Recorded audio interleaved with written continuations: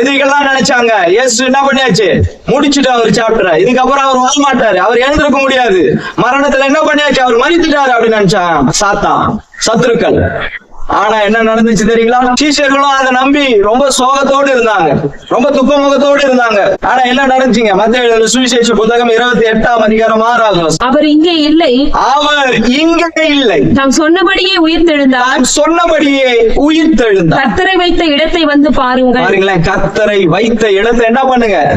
ஆமாங்க, இயேசு மரித்து மண்ணோடு போனவர் அல்ல, நம்முடைய கர்த்தராகிய இயேசு அவர் மரித்து மரணத்துக்குள்ளார போய் என்ன தெரியுமா நடந்தது? மரணத்தை ஜெயமாய் விழுங்கி அவர் உயிர்த்தெழுந்தார். ஆமென், அல்லேலூயா. நம்முடைய கர்த்தராகிய இயேசு கிறிஸ்து உயிர்த்தெழுந்தார். உயிர்த்தெழுந்து சத்துரு என்ன பண்ணாருங்க?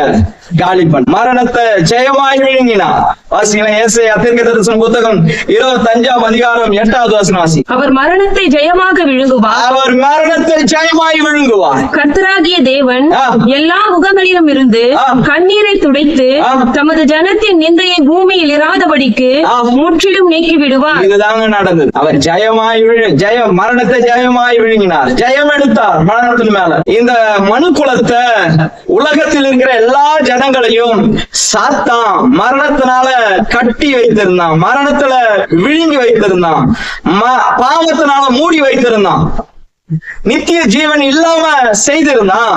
ஆனால் கர்த்தராகிய இயேசு இந்த பூமிக்கு வந்து அவர் மரித்து அவர் 3ஆம் நாள் உயிரோடு எழுந்து மரணத்தை ஜெயமாய் விழுங்கினார்.